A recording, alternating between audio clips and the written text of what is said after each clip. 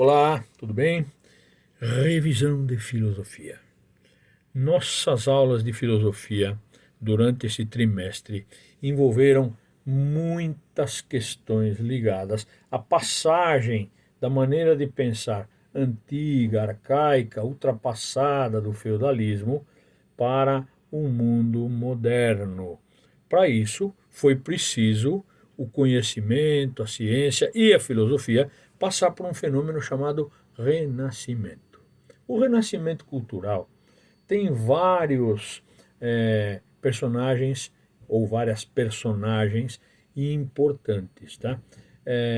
Eles discutiam muito entre eles, né? Era uma coisa assim chamada de discussões bizantinas que não tinham fim, aquela coisa, né? A partir de São Tomás de Aquino, de Pedro Abelardo, de Guilherme de Ockham, essas antigas querelas dos universais, elas foram dando lugar a novas formas de enxergar a filosofia, consequentemente, novas formas de pensar. Então não esqueça que aquele período das querelas, aquele período das velhas polêmicas, lá que vinham se arrastando desde Santo Agostinho até o período chamado de escolástica, que é a parte final, os elementos mais importantes são o São Tomás de Aquino, o Pedro Abelardo e o Guilherme de Ockham. Esses são, então, aqueles que você não pode esquecer os nomes. Por quê? Eles são aqueles que abrem as portas para o pensamento moderno, tá bom? Esse período filosófico é importante, hein? Não vai esquecer, por favor.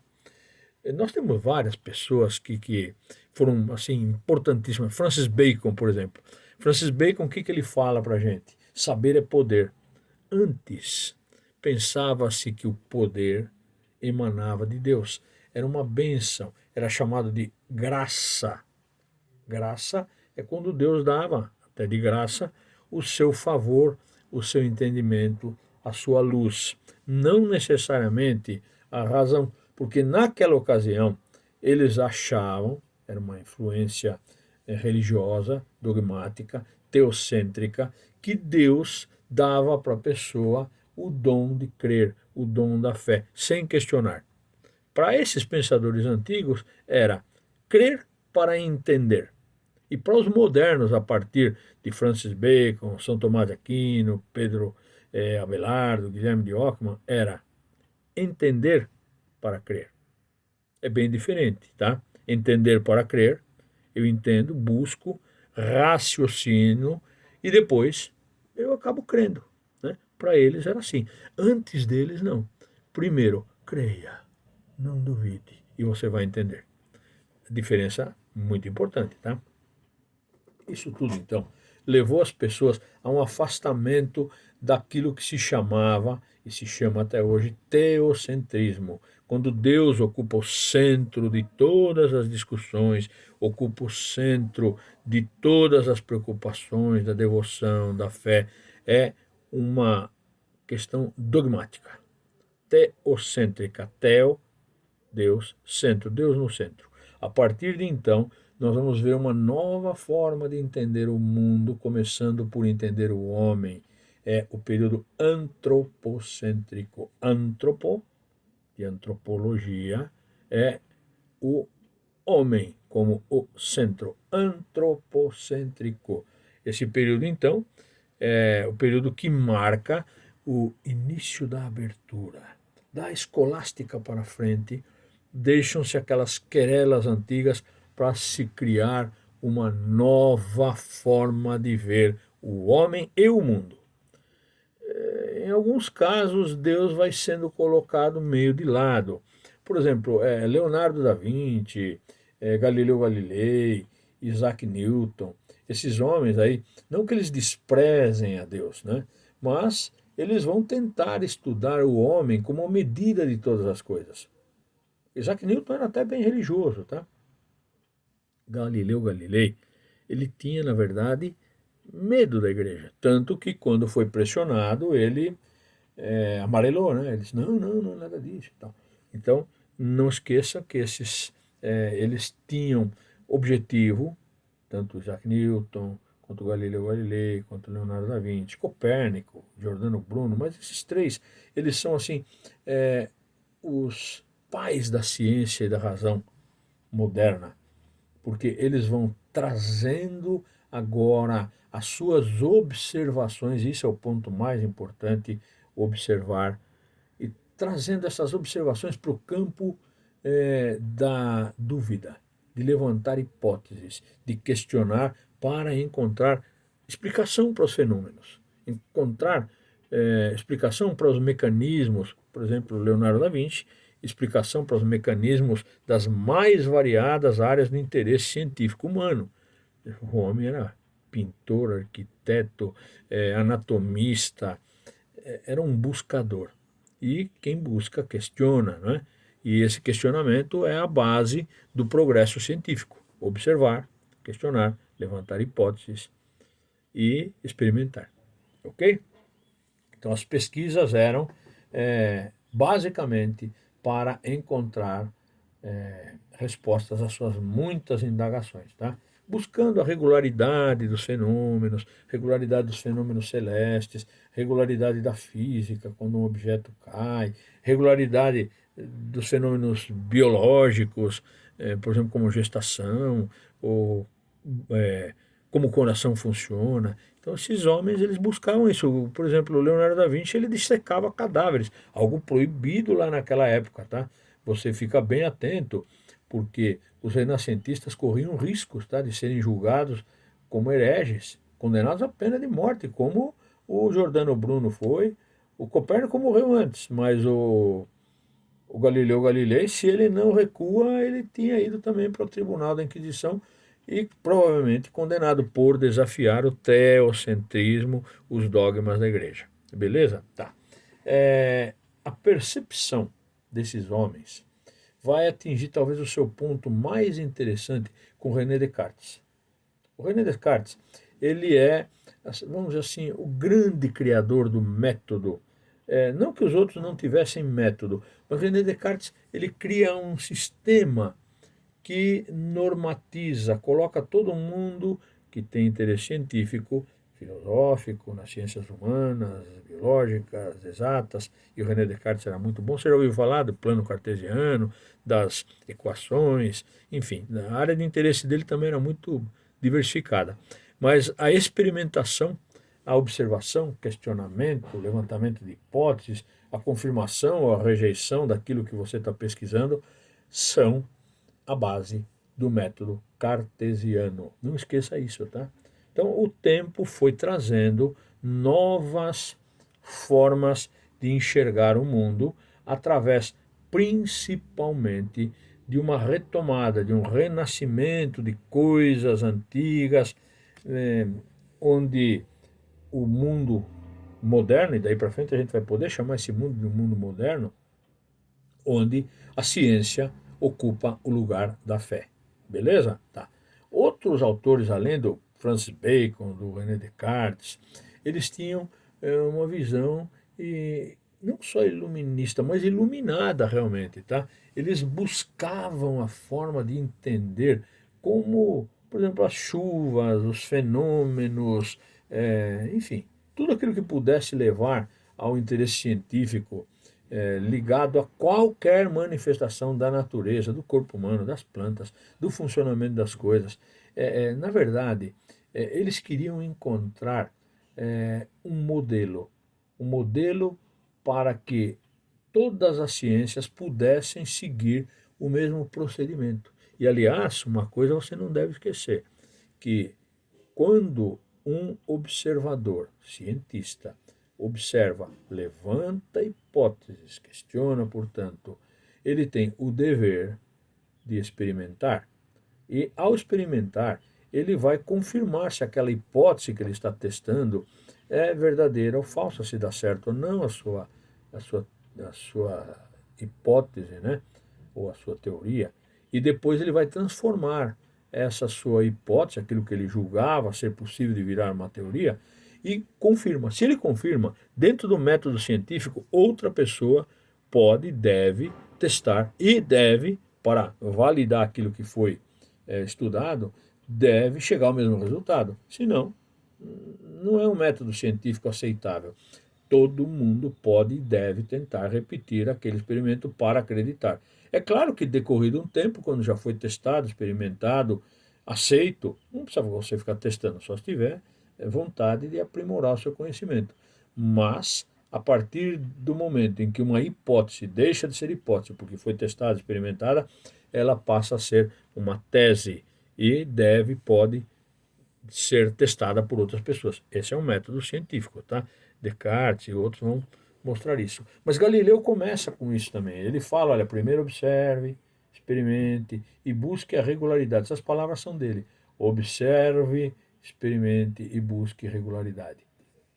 Claro, ele era um astrônomo, né? Então ele tinha que buscar a regularidade das órbitas dos planetas ao redor do Sol. Naquele tempo, a igreja dizia que tudo girava ao redor da Terra, mas ele vai olhando isso com aquela lunetinha dele, né?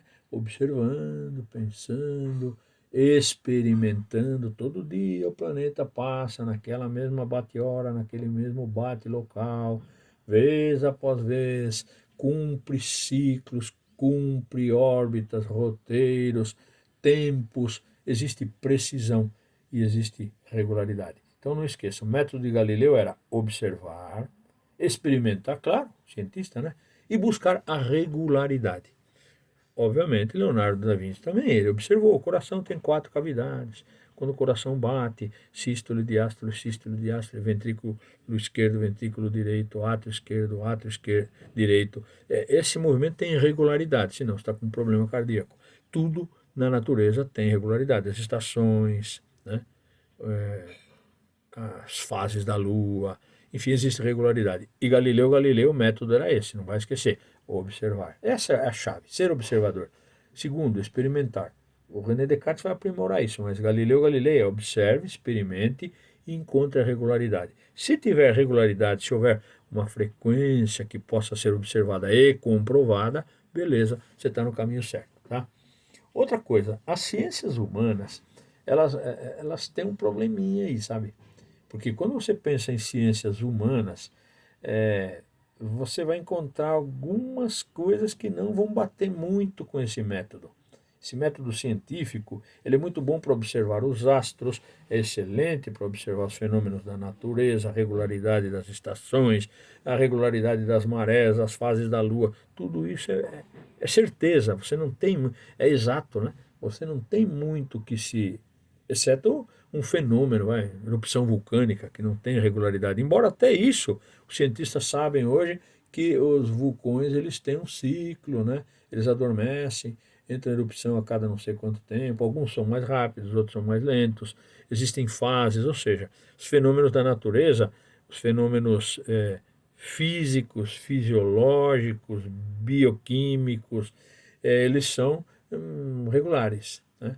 Exceto uma outra coisa, por exemplo, o fenômeno da menstruação, o normal da menstruação é a irregularidade. Porém, até isso é possível se chegar a uma conclusão. Mas os fenômenos das ciências humanas, não. Por quê? Pessoas agem diferentes, sociedades têm costumes diferentes. Você não quer que uma sociedade feudal tenha os mesmos hábitos de uma sociedade moderna, tecnológica como a nossa. Então, como funcionava? Isso é âmbito da história. Como funciona hoje é âmbito do jornalista. Você, como pesquisador das ciências humanas, vai ter que poder cotejar, comparar como era, como é, como as pessoas agiam. Por exemplo, a minha avó, ela foi prometida em casamento ao meu avô, era a coisa mais normal do mundo naquele tempo. Ela sabia que ela ia casar com ele. E ninguém ousava discordar dos pais, né? Foram felizes a vida inteira. Hoje em dia, você, você acha que a sociedade moderna aceitaria isso? Claro que em vários países é assim, lá no Oriente, ciganos são assim, judeus, alguns grupos ainda são assim, os muçulmanos são assim, mas isso vem mudando. Portanto, as ciências humanas, elas não têm aquela condição que Galileu Galilei falou que é da regularidade. Tem alguma coisa? Tem. Dá para estudar isso em sociologia? Dá, mas não é igual à biologia. Então, as ciências humanas têm algumas diferenças e o objeto da pesquisa e o pesquisador não são constantes e nem neutros. é uma questão subjetiva. Subjetiva é quando o sujeito, é quando a pessoa que está observando o fato ou observando pessoas, analisa, tira suas conclusões, e as conclusões são obra da sua concepção, das suas ideias, da sua formação, portanto são subjetivas e não objetivas. Tá? Além disso, tem um monte de coisa envolvida, a complexidade desses raciocínios, é, da conduta das pessoas, é difícil experimentar. Imagina só, como é que você vai experimentar algo que já foi lá do passado? Por exemplo, o período escravagista do Antigo Egito. Vai ter algum outro registro na Bíblia, na Pedra da Roseta, naqueles escritos antigos? Tá, vai ter, tudo bem.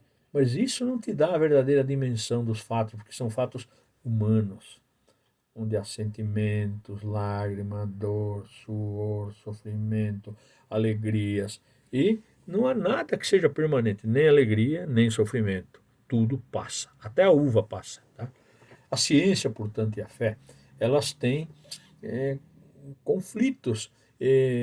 Então, quando você pega as ciências humanas, por exemplo, para analisar comportamento de fé de uma determinada comunidade, pegar um exemplo qualquer aí, vai, os budistas. Então, pensa num budista, eles têm a fé deles, né? Ou então pensa num muçulmano, tem a fé deles. Pensa num evangélico bem fiel, né? Um crente bem fiel. Pensa num católico bem seguidor das normas e fala para eles que o homem veio do macaco, né? A evolução ocorreu.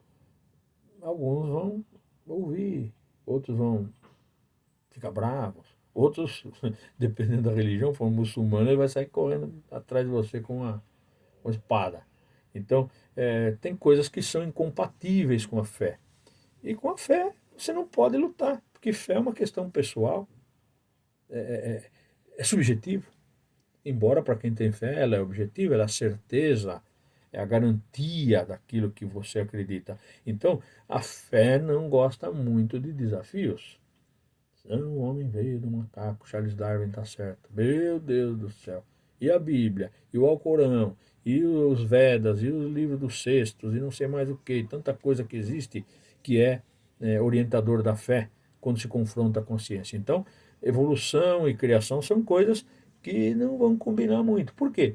Porque isso envolve o conflito da crença, não puramente da razão. Porque quando você age com fé, você deixa meio de lado aquilo que envolve a aceitação da razão. É horrível falar isso, mas dá muito problema, tá?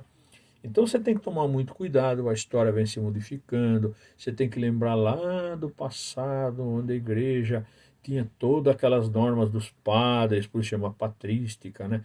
Toda aquela forma eh, doutrinal, dogmática de fazer você acreditar.